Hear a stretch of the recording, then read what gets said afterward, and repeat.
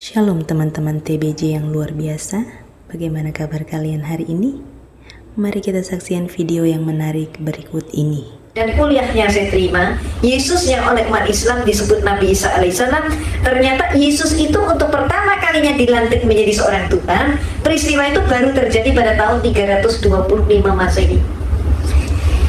Yang melantik Yesus jadi Tuhan siapa?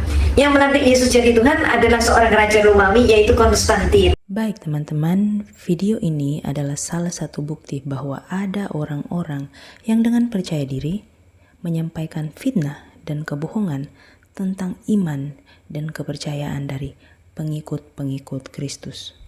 Jadi teman-teman, saya mau menghimbau kita semua ketika kita mendengar sesuatu tentang iman orang lain dan itu bertentangan dengan apa yang dipercayai, maka jangan langsung percaya.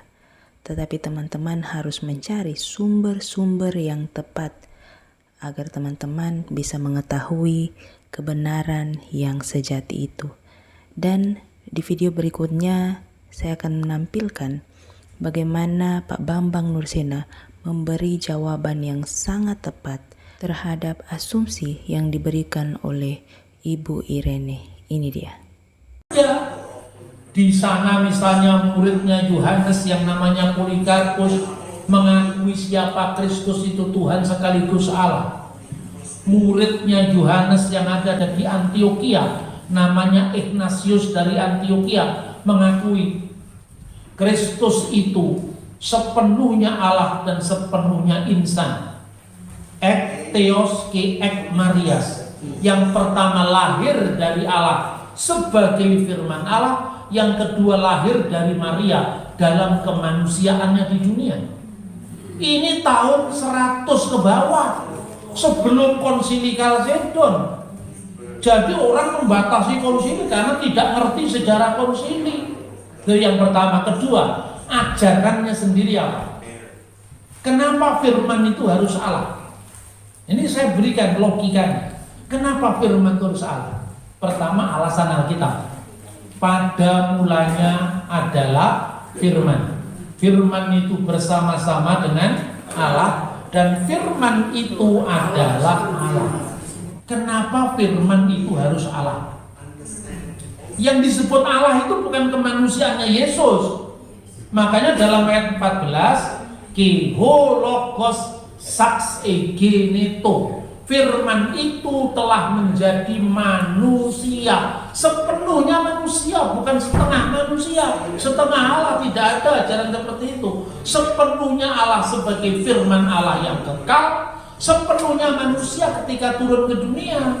Jadi jangan kabur, karena banyak orang yang mengaburkan, tidak bisa paham Yesus dalam keadaannya sebagai manusia dan Yesus dalam keadaannya sebagai firman, maka kabur. Yesus itu ya lain daripada Allah. Yang lain itu kemanusiaannya, bro. Tapi kalau firman nggak mungkin lain daripada Allah. Kalau lebih dulu firmannya siapa? Allah itu adalah merujuk kepada eksistensi. Firman itu yang berada dalam eksistensi, seperti tubuh, jiwa, dan roh. Lah, jiwa saya kan satu dengan saya, roh saya satu dengan saya. Bagaimana orang memisahkan saya dengan roh saya?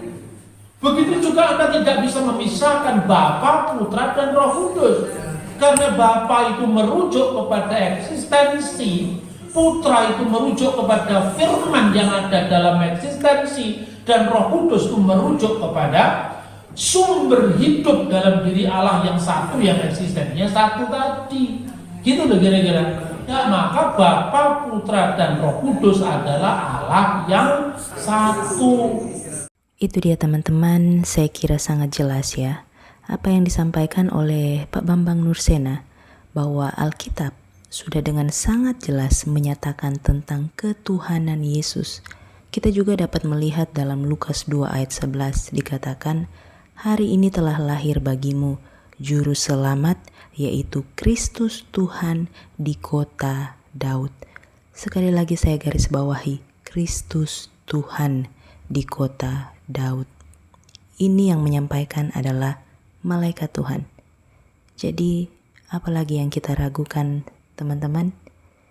Baik, sebelum saya mau menutup video ini, saya mau menyampaikan kalimat yang diucapkan oleh Tuhan Yesus kepada muridnya. Berbahagialah mereka yang tidak melihat, namun percaya. Tuhan memberkati kita semua. Shalom.